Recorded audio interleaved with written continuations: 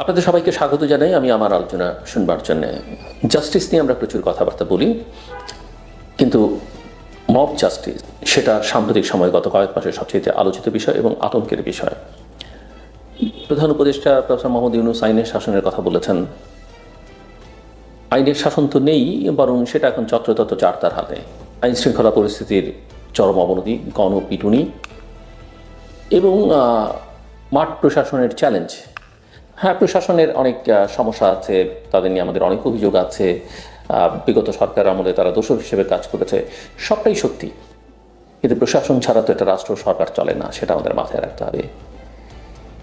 এবং প্রশাসনকে যেভাবে ক্লিনজিংয়ের চেষ্টাটা হচ্ছে, যেভাবে যাকে তাকে যখন খুশি সরিয়ে দেয়া, চাকরি থেকে বিদায় করে দেয়া, ওএসডি করে দেয়া এবং একটা বাল্ক ধরে, সেটা প্রশাসনের চরম নৈরাজ্য এবং অস্থিরতা তৈরি করছে, যেখানে আস্থার সংকটটা একদম শুরু থেকেই ছিল। সো আমি মনে করি এই বিষয়গুলো একটা বড় চ্যালেঞ্জ হয়ে দাঁড়িয়েছে সবার জন্য, প্রশাসনের জন্য, সরকারের জন্য এবং জনগণের জন্য। বাংলাদেশে গণপিটুনি এবং সহিংসতার ঘটনা বেশ উদ্বেগজনক হারে বেড়েছে, সেটা আমরা সবাই জানি এবং দেখছি।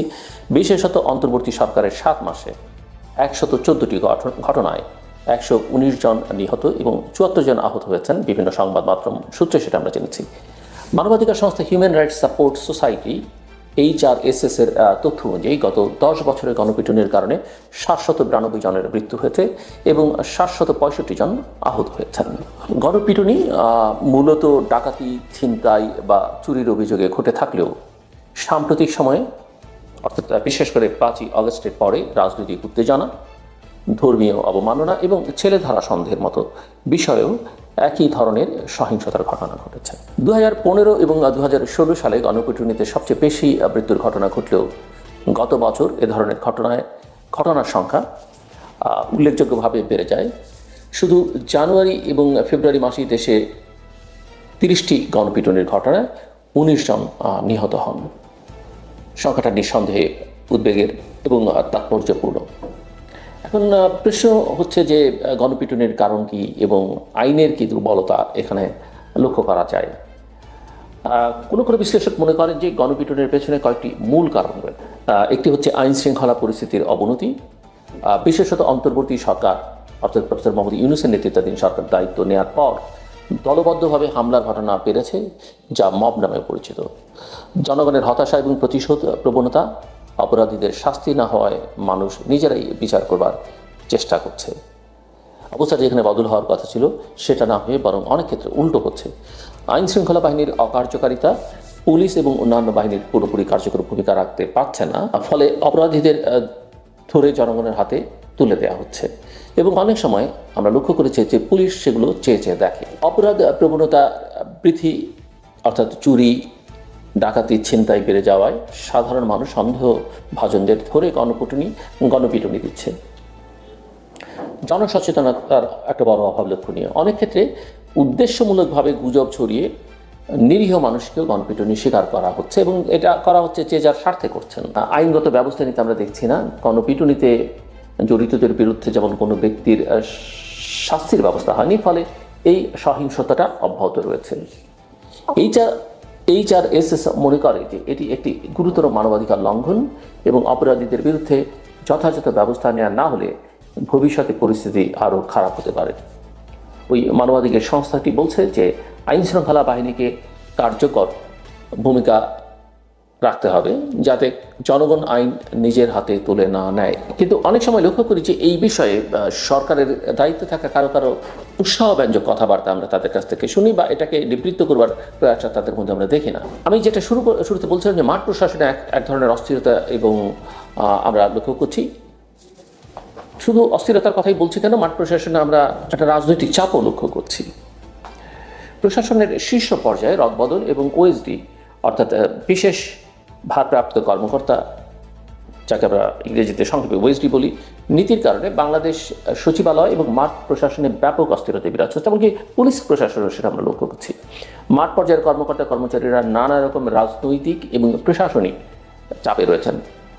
সবচেয়ে বড় চাপটা হচ্ছে তাদের মানসিক চাপ, এবং এই মানসিক চাপ দূর না করা গেলে সমস্যার সমাধান কিন্তু হবে না। বিগত সরকার অর্থাৎ শেখ হাসিনা সরকারের আমলে দায়িত্ব পালন করা অনেক ডিসি, জেলা প্রশাসক এবং অন্যান্য উচ্চপদস্থ কর্মকর্তাদের বাধ্যতামূলক অবসরে পাঠানো হয়েছে, যা প্রশাসনের মধ্যে আতঙ্ক সৃষ্টি করেছে। পাশাপাশি রাজনৈতিক পালাবদলের ফলে নতুন করে ক্ষমতার কেন্দ্রে আসা গোষ্ঠীগুলো সরকারি প্রশাসনে প্রভাব বিস্তার করতে চাইছে। নিঃশব্দে আপনি দোষরদের বিচার করবেন, শাস্তি করবেন, কিন্তু ঢালাওভাবে সেটা করলে হবে এবং সুনির্দিষ্ট প্রমাণের ভিত্তিতে সেটা করতে হবে। সো মাঠ প্রশাসনের চ্যালেঞ্জ এবং প্রশাসনিক জটিলতাটা কি? মাঠ প্রশাসনের কর্মকর্তারা যেটা বলছেন যে সেটা হচ্ছে তারা প্রতিনিয়ত রাজনৈতিক চাপের মুখে পড়ছেন। বিভিন্ন রাজনৈতিক দলের অনুসারীরা বিভিন্ন দাবি নিয়ে সরকারি দপ্তরে ছুটছেন এবং নিজেদের সমন্বয়ক পরিচয়ে চাপ প্রয়োগ করছেন। আমি নিজেও এমন অনেক সমন্বয়ক ঢাকার বাইরে গিয়ে পেয়েছি। নানানজন অভিযোগ করেছেন যে বিগত আন্দোলনে আসলে তারা কোনো ভূমিকাই ছিলেন না, এমনকি সমন্বয়ক হিসেবে ছিলেন না। হঠাৎ করে 5 তারিখের পরে 5ই আগস্টের পরে তার সমন্বয়ক হয়ে গেছে। বিভিন্ন জেলা এবং উপজেলা পর্যায়ের কর্মকর্তারা বলছেন যে তারা প্রায়শই এমন সব অনুরোধ পান যে আইনগতভাবে পালন করা সম্ভব নয়, তবে রাজনৈতিক পরিস্থিতির কারণে তারা সরাসরি প্রত্যাখ্যানও করতে পারছেন না। কিছু কর্মকর্তারা ইতিমধ্যেই ব্যক্তিগত যোগাযোগের মাধ্যমে পদত্যাগ বা দায়িত্ব থেকে অব্যাহতি চাওয়ার কথা ভাবছেন। সরকারি দপ্তরগুলোতে দুর্নীতির বিষয়ে তদন্ত চলছে। দুর্নীতি দমন কমিশন অর্থাৎ অ্যান্টি কারাপশন কমিশন আগের প্রশাসনের কর্মকর্তাদের বিরুদ্ধে দুর্নীতির অভিযোগ খতিয়ে দেখছে, যা প্রশাসনের মধ্যে এক ধরনের চাপ আরও বাড়িয়ে তুলেছে।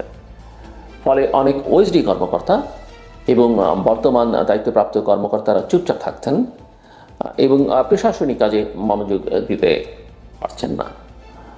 আমার মনে হয় যে রাষ্ট্রীয় দায়িত্বে যারা আছেন, বিশেষ করে নীতি নির্ধারকরা, তারা এই বিষয়গুলোর দিকে অনেক বেশি নজর দেওয়া দরকার।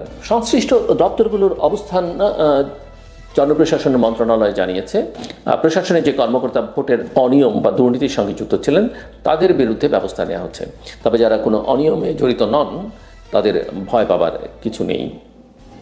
এখন কথা হচ্ছে যে অনেকে অনেক দায়িত্ব পালন করেছেন, কেউ আগ বাড়িয়ে করেছেন, অতিরিক্ত করেছেন, আবার কেউ প্রতিবাদ করতে পারেননি কিন্তু চাকরি রক্ষার্থে করেছেন, সেগুলো কিন্তু বিবেচনার দাবি রাখে।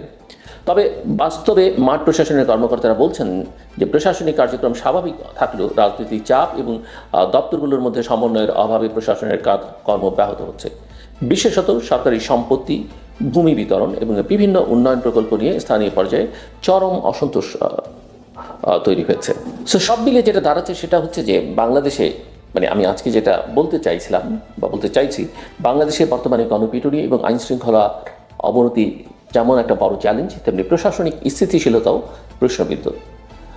ডক্টর মোহাম্মদ ইউনূসের নেতৃত্বাধীন অন্তর্বর্তী সরকারের অধীনে আইনশৃঙ্খলা পরিস্থিতির উন্নতি না হয় সমালোচনা বাড়ছে।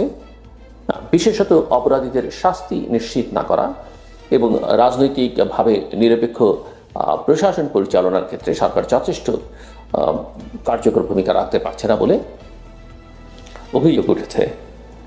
এবং এই অভিযোগ যে অসত্য বা বেশি বাড়িয়ে বলা, সেটাও কিন্তু বলা যাচ্ছে না। আগামী দিনে এই পরিস্থিতির উন্নতি করতে হলে বাংলাদেশের আইন শৃঙ্খলা রক্ষাকারী বাহিনীর, বিশেষ করে পুলিশ বাহিনীর কার্যকর পদক্ষেপ, প্রশাসনিক স্বচ্ছতা এবং জনগণের মধ্যে আইনের প্রতি আস্থা ফিরিয়ে আনা অত্যন্ত জরুরি। নইলে যেটা হবে যে রাজনৈতিক অস্থিরতা এবং সহিংসতার মাত্রা আরও বাড়তে পারে, যা বাংলাদেশের অর্থাৎ আমাদের দেশের সামগ্রিক পরিস্থিতিকে আরও অনিশ্চিত করে তুলবে। আমার কথা শুনবার জন্যে আপনাদের অনেক ধন্যবাদ। আপনারা সবাই ভালো থাকবেন এবং নিরাপদে থাকবেন।